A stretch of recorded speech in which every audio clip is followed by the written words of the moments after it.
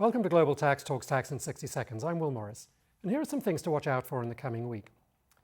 Last week, when I talked about US Section 899, I said I thought the provision was not intended to raise revenue or indeed to come into effect, but rather to bring countries to the negotiating table.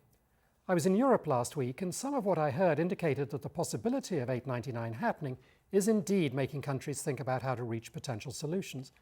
But interestingly, this wasn't just focused on Pillar 2, but also on Pillar 1, as Section 899 also takes aim at digital services taxes, or DSTs, and I think we may begin to hear more about this.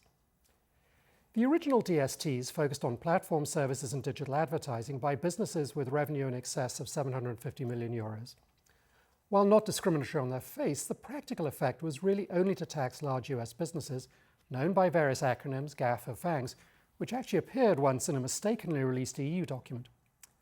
Some DSTs introduced since the first wave have been broader in terms of the scope of services, but still with a high threshold, mostly catching US businesses.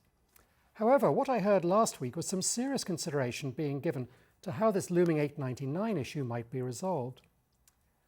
Large tech companies are still a potent political issue in some countries, especially in Europe, so straightforward repeal might be politically difficult. However, on the US side, there has been bipartisan opposition to DSTs from earliest days, so the US walking away from the issue also seems very unlikely. So perhaps the answer is something which splits the baby. Perhaps, for example, a reduction to 1%, down generally from 3%, and a significant lowering of the threshold.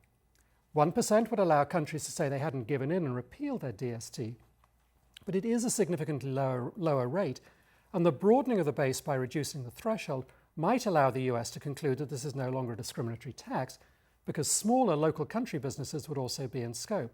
And it's perhaps worth noting that Italy abolished their DST revenue threshold earlier this year. Now this is interesting, and by the by, does also seem to be another acknowledgement that OECD Pillar 1 is dead. But there are still some issues.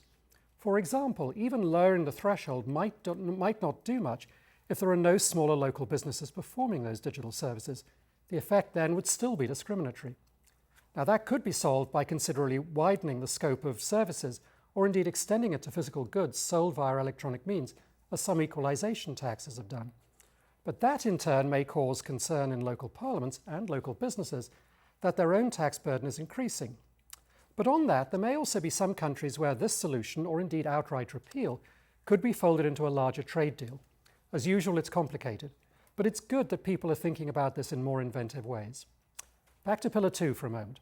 First, there was a not very well advertised hearing last week concerning the legal action brought in Belgian's Constitutional Court challenging the UTPR, which focused in part on whether the American Free Enterprise Chamber of Commerce actually had standing to bring the case.